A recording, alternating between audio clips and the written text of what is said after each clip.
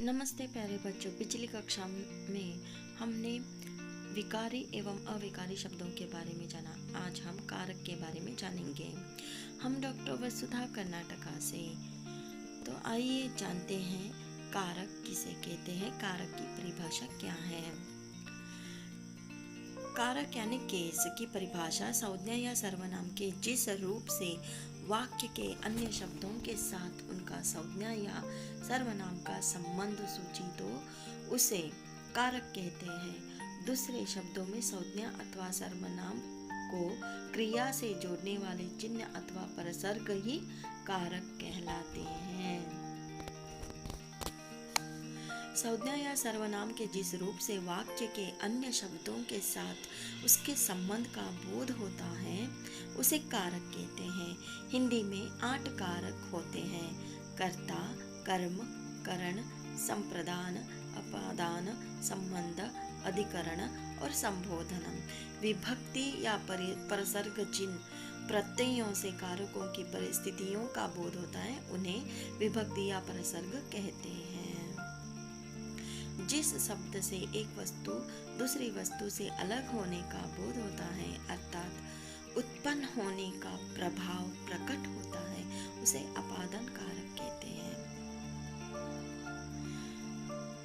कारक के भेद: कारक, विभक्ति चिन्ह। उदाहरण: कर्ता ने गोपी ने कहानी सुनाई। कर्म को श्याम ने पौधों को पानी दिया। करण से मोहन ने लकड़ी से मेज बनाई। कर्ता ने गोपी ने कहानी सुनाई। कर्म को श्याम ने पौधों को पानी दिया।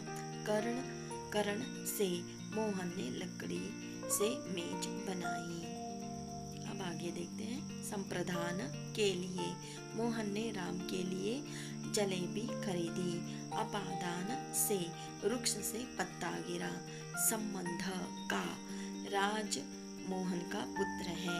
अधिकरण में कमल सरोवर में खिला है। संबोधन: अरे श्याम, तुम कहाँ गए थे? यहाँ कारक और उनके चिन्ह हैं। फिर से एक बार ध्यान देते हैं।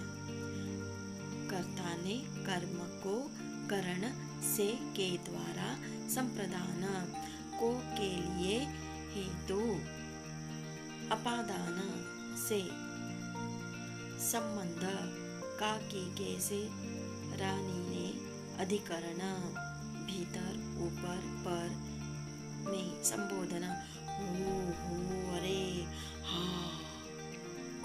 कर्ता ने कर्म को करण से द्वारा, संप्रदान को के लिए हेतु, अपादान से संबंध, काकी के से रे, अधिकरण में पर, संबोधन हे अरे आदि। कारक की परिभाषा, भेद और उदाहरण। सर्वप्रथम कर्ता कारक के बारे में जानेंगे। कर्ता कारक की परिभाषा: जो वाक्य में कार्य को करता है वह कर्ता कहलाता है। कर्ता वाक्य का वह रूप होता है जिसमें कार्य को करने वाले का पता चलता है। ठीक है। अब उदाहरण को देखेंगे। विकास ने फुटबॉल खेली। ऊपर दिए वाक्य में आप देख सकते हैं कि ने विभक्ति चिन्ह का प्रयोग हो रहा है। यह चिन्ह कर्ता कारक का होता है। इस वाक्य में हमें काम को करने वाले के बारे में जानकारी मिल रही है।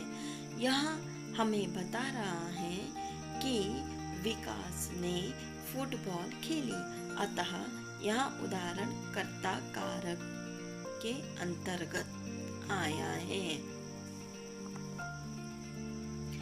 दिनेश ने पीड़ित की सहायता की। जैसे कि आप ऊपर दिए गए वाक्य में देख सकते हैं, कार्य करने वाले का बोध हो रहा है। इस वाक्य में ने विभक्ति चिन्ह का भी प्रयोग हो रहा है। इससे हमें पता चल रहा है कि सहायता करने वाला दिनेश ही है। अतः यह उदाहरण कर्ता कारक के अंतर्गत आया है। उदाहरणों को देखेंगे। रामू ने अपने बच्चों को पीटा।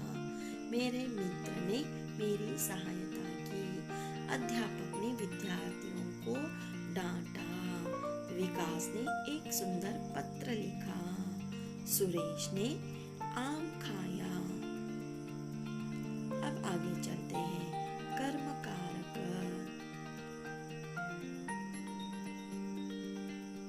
कर्म कारक की परिभाषा वह वस्तु या व्यक्ति जिस पर वाक्य में की गई क्रिया का प्रभाव पड़ता है वह कर्म कहलाता है। कर्म कारक का विभक्ति चिन्ह को होता है। कर्म कारक का विभक्ति चिन्ह को होता है। अब उदाहरण देखेंगे। सीता ने गीता को बुलाया। ऊपर दिए गए वाक्य में जैसा कि आपने देखा को शब्द का प्रयोग हो रहा है।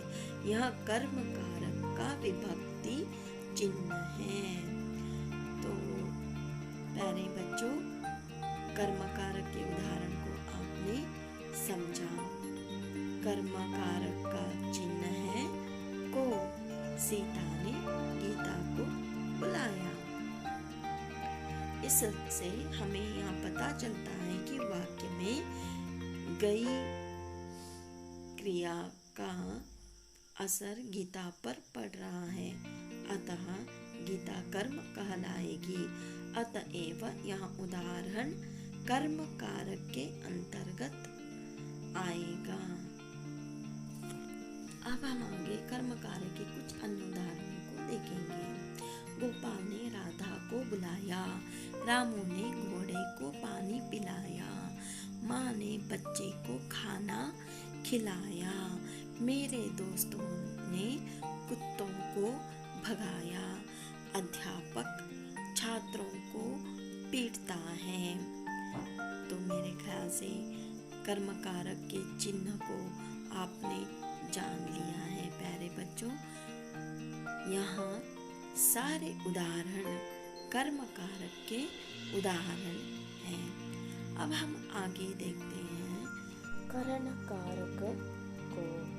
अब हम जानेंगे करण कारक की परिभाषा है वह साधन जिससे क्रिया होती है वह करण कहलाता है। यानी जिसकी सहायता से किसी काम को अंजाम दिया जाता वह करण कारक कहलाता है। फिर एक बार दोहराती हूँ।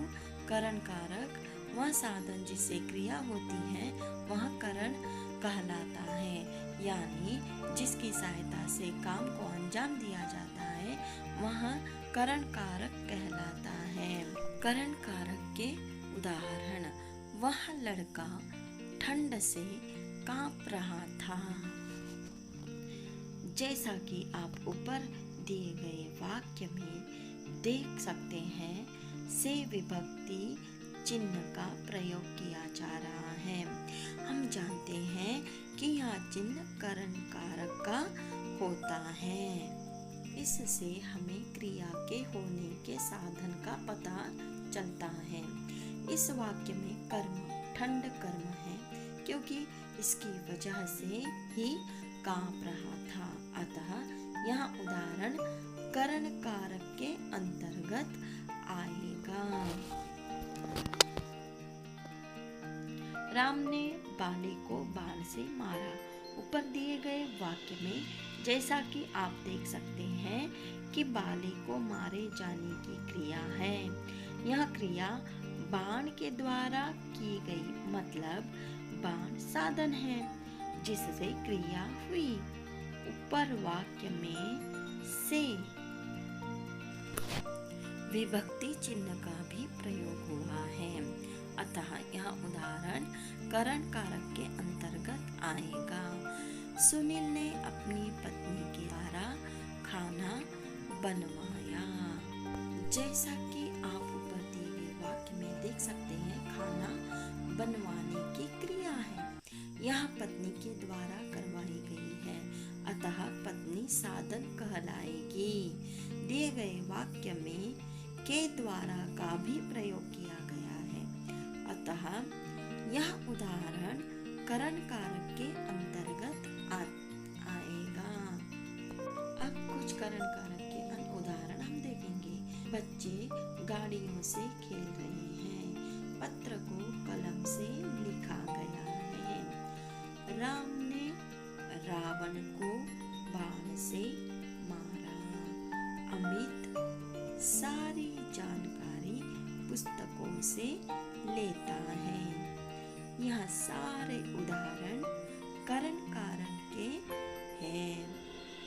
तो आगे हम देखेंगे संप्रदान कारक। संप्रदान कारक की परिभाषा है देना होता है। जब वाक्य में किसी को कुछ दिया जाए या किसी के लिए कुछ लिया जाए तो वहाँ पर संप्रदान कारक होता है। संप्रदान कारक की विभक्ति चिन्ह के लिए या को है। संप्रदान की परिभाषा, संप्रदान का अर्थ देना होता है जब वाक्य में किसी को कुछ दिया जाए या किसी के लिए कुछ किया जाए तो वहाँ पर संप्रदान कारक होता है। संप्रदान कारक के विभक्ति चिन्ह के लिए यहाँ को है। संप्रदान कारक के उदाहरण, नरेश मीना के लिए फल लाया है। ऊपर दिए गए वाक्य में जैसा कि आप देख सकते हैं के लिए चिन्ह का प्रयोग किया जा रहा है। इससे हमें पता चल रहा है कि किसी के लिए काम किया जा रहा है। जब किसी के लिए काम किया जाता है तो तब वहाँ संप्रदान कारक होता है, अतः यह उदाहरण भी संप्रदान कारक के अंतर्गत ही आएगा। विकास तुषार को किताबें देता है। जैसा कि आप ऊपर दिए गए उदाहरण में देख सकते हैं कि को विभक्ति चिन्ह का प्रयोग करता है। यह चिन्ह बताता है कि किसी ने किसी को कुछ दिया है। यहाँ विकास ने तुषार को किताबें दी हैं। जैसा कि हमें पता है कि जब किसी को कुछ दिया जाता है वहाँ संप्रदान कारक होता है। संप्रदान कारक के कुछ अन्य उदाहरण हम देखेंगे।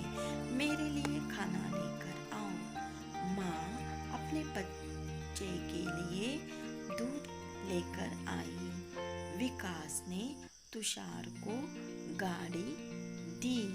यह संप्रदान कारक के उदाहरण हैं। मैं हिमालय को जा रहा हूँ, रमेश मेरे लिए कोई उपहार लाया है, साहिल ब्राह्मणों को दान देता है, वह मेरे लिए चाय बना रहा है। तो प्यारे बच्चों, आपने आज संप्रदान कारक तक जाना है। अगली कक्षा में फिर मिलेंगे कुछ और कारकों के साथ। बहुत बहुत धन्यवाद।